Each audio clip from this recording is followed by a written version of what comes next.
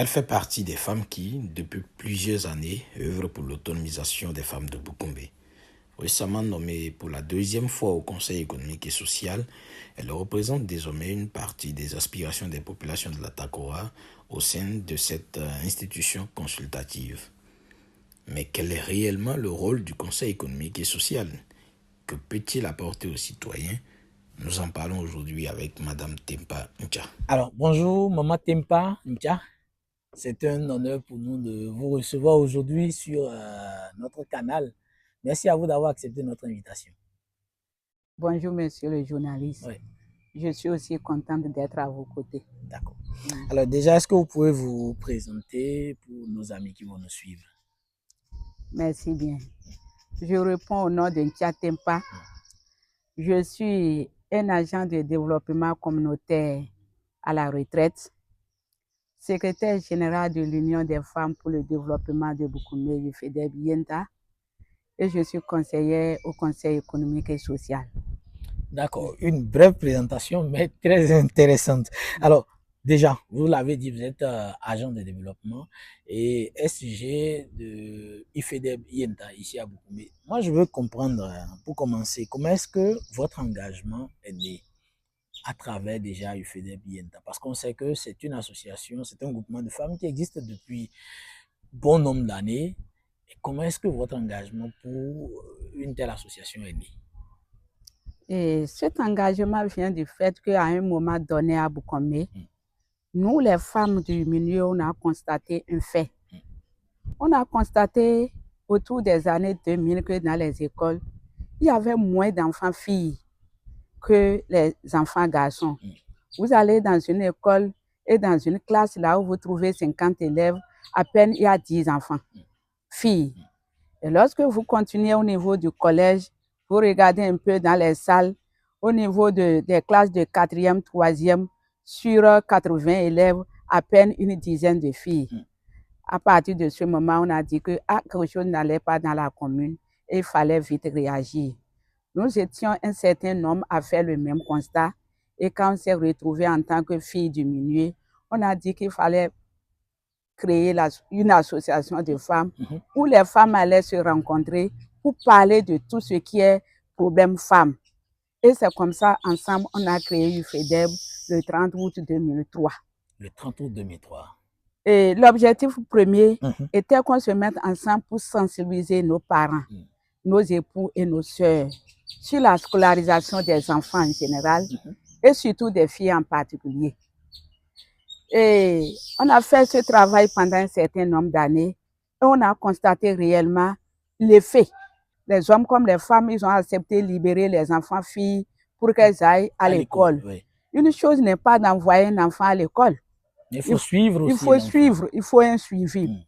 Et on s'est dit, pour que les femmes dans les foyers arrivent réellement à suivre ces enfants, à maintenir ces enfants dans les écoles, il leur faut quand même avoir un petit pouvoir économique. Et pour avoir ce pouvoir économique, on s'est dit qu'on doit les organiser au sein de l'UFEDEB en groupement autour d'une activité génératrice de revenus. Ce qui a été fait. Et on a dit, nous allons travailler, n'est-ce pas, à transformer nos produits locaux, les vendre et avoir un peu de moyens financiers pour soutenir nos filles qui sont dans les écoles. Et parallèlement à ça, il y a eu la naissance des internats. On en avait créé en son temps un internat des filles à Bukombe Centre ici et un autre à Manta.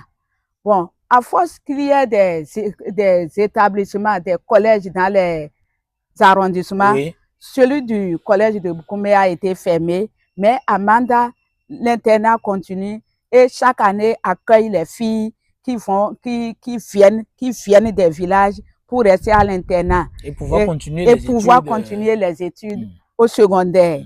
Et donc, on a les femmes membres de UFEDEB qui assurent, n'est-ce pas, qui assurent la protection et qui vivent ensemble avec ces filles de façon permanente au cours des années scolaires. Wow. L'ensemble de tout ça là était que de promouvoir la femme.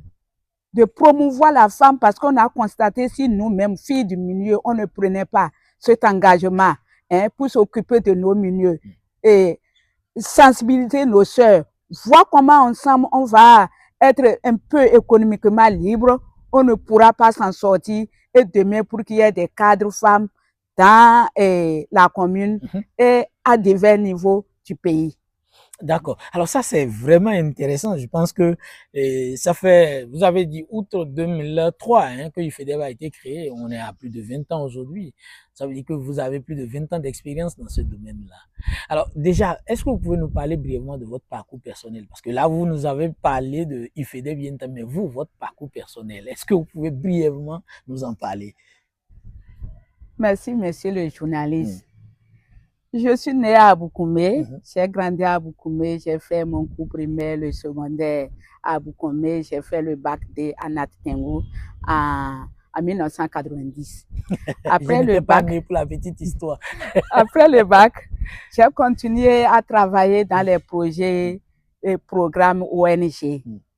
Et à partir de 2003, j'ai travaillé dans ces projets, programmes-là pendant plus de 2 décennies. Wow. Parce que dans ma présentation, je vous disais que je suis à la retraite. Ouais.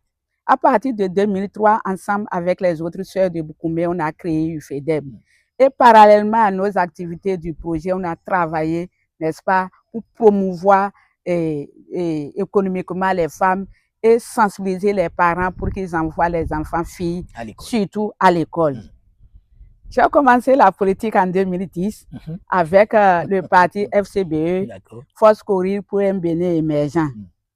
Et actuellement, je suis membre UPR et mon parti UPR m'a fait confiance en me désignant pour siéger au Conseil économique et social. Nous allons revenir justement sur la question du Conseil économique et social dont vous êtes membre depuis, je pense, c'est la 2e mandature là. On va y revenir tout à l'heure, mais avant, quels sont les combats que vous avez menés en faveur des femmes de Boukoumé? C'est vrai, vous nous aviez déjà évoqué tous ces combats, mais aujourd'hui, j'ai même envie de dire, quand on parle en termes de bilan, aujourd'hui, comment est-ce que, quand vous jetez un regard en arrière, d'où vous venez, ce qui vous avait motivé entre-temps à créer FEDEB Yenta, et quand vous regardez aujourd'hui ce que les femmes de Boukoumé sont devenues, quels sont vos sentiments déjà? Oui, et nous œuvrons pour la scolarisation des filles. Je viens de vous parler de l'internat des filles de Manta, où UFEDEB a un œil sur ça. Et aussi, nous luttons contre les violences faites aux femmes et aux filles. D'accord. Nous luttons aussi pour que les femmes soient aux instances de prise de décision. Et pour finir, pour l'autonomisation économique de ces dernières. Voyons ensemble à Boukoumé, le conseil communal de Boukoumé enregistre 0 femme. Ou du moins, il y a 0 femme au conseil communal. Ça veut dire que jusqu'ici, on a encore des défis à relever. La cité est composée des hommes et des femmes. Tout à fait. Pourquoi alors à Boukoumé, conseil communal de Boukoumé, on ne trouve que des hommes? Quelque part, nous les femmes, on a encore du travail à faire. Nous devons nous mettre ensemble et voir comment être à côté de nos frères à la mairie pour développer ensemble notre cité. D'accord, maman. Alors maintenant, on va parler de votre travail au Conseil économique et social.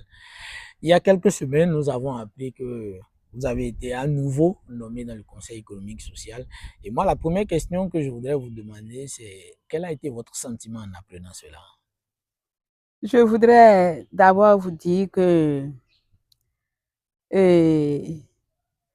la mandature passée était une mandature de transition de 15 mois qui est en train de prendre fin actuellement dans le mois de juillet.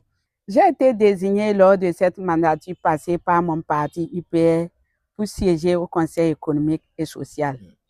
Et mon parti a eu encore confiance en moi et m'a reconduit pour le second, en tout cas, pour le mandat qui vient et qui a une durée de 5 ans.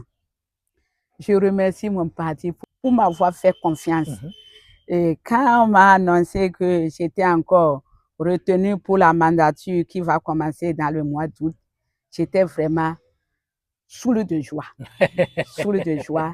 et je remercie les responsables de mon parti et surtout les responsables de la 3e circonscription électorale qui ont fait confiance à ma personne.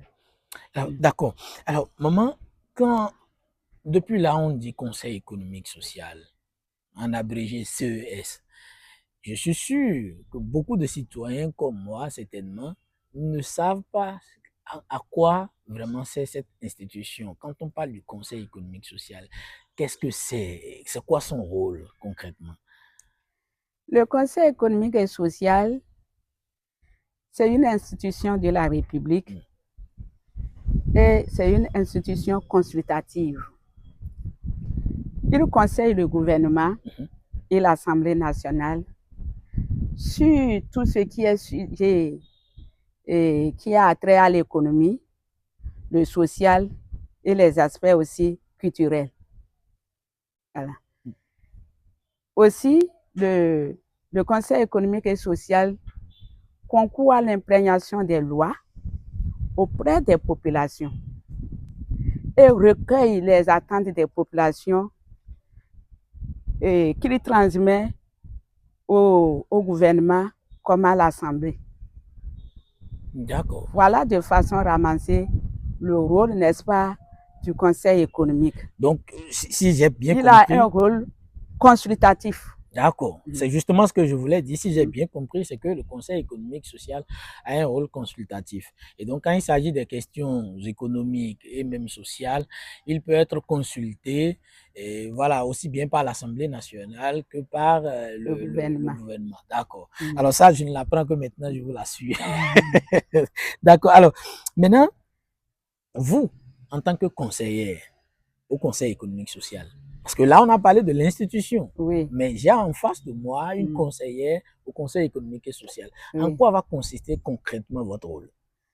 Le rôle d'un conseiller au Conseil économique et social, comme à l'Assemblée, le député vote les lois, le conseiller au Conseil économique et social, n'est-ce pas, conseille le gouvernement et l'Assemblée nationale sur les sujets d'ordre économique, comme je viens de le dire, social et aussi les sujets d'ordre culturel. Et le conseiller aussi peut proposer, n'est-ce pas, les réformes qu'il pense que ça peut être dans le cadre de l'intérêt général. D'accord. Il faut proposer les réformes qui entrent dans le cadre de l'intérêt général. D'accord. Le conseiller aussi a pour rôle, n'est-ce pas, le relais citoyen. C'est lui qui relaie les lois auprès des citoyens et recueille les attentes des citoyens qui déversent au niveau des institutions telles que le Parlement et le gouvernement. D'accord. D'accord. Alors, et si je comprends encore bien, parce que là, je vais être sûr que j'ai bien compris la leçon avant de quitter ici, c'est que désormais, vous, votre rôle, c'est d'être un peu un intermédiaire ou une intermédiaire entre ces institutions de la République et nous, la population à la base. Si j'ai bien compris un peu votre rôle de conseiller. Exactement. D'accord. Alors, les femmes rurales de notre région, je parle de la région des montagnes en général, et surtout les femmes de Boukoumbe ont certainement de nombreuses difficultés que vous connaissez, parce que ça fait déjà plus de 2 décennies que vous travaillez avec ces femmes et tout ça. Comment est-ce que vous comptez porter leur voix au niveau du CES? Oui. Et porter la voix des femmes de notre localité au niveau du CES ne peut être qu'au niveau, n'est-ce pas, de quand le CS descend dans les communes pour l'imprégnation des lois. C'est aux femmes de participer à ces séances et de faire remonter, n'est-ce pas, leurs attentes. Et ces attentes seront prises en compte et le CS aura pour mission de les reverser auprès des institutions telles que le Parlement et le gouvernement. Donc, je vais œuvrer en tant que conseiller au CES, toutes les fois qu'il y aura imprégnation des lois à Boukoumbe, que mes chers des associations, des groupements de femmes participent activement à ces séances pour pouvoir remonter, n'est-ce pas, leurs préoccupations. Et c'est pourquoi, déjà, le CES, qui est aujourd'hui, avec la loi organique de 2024, subdivisé en 12 CES départementaux, les CES départementaux ont eu une activité pour le recensement, n'est-ce pas, des associations qui travaillent dans les communes, qui travaillent dans les communes de l'Atakora, dans tout le Bénin. C'est pour déjà avoir un répertoire. Et lors des séances d'imprégnation, savoir qui il faut inviter, avec qui il faut dialoguer, quelles sont les attentes qu'on peut attendre de ce groupe cible, comment on pourra faire la synthèse et remonter leurs attentes auprès des institutions de la République. D'accord. Bon, je parlais tantôt des femmes, mais je ne vais pas quand même oublier les jeunes qui sont vos enfants, nous les jeunes.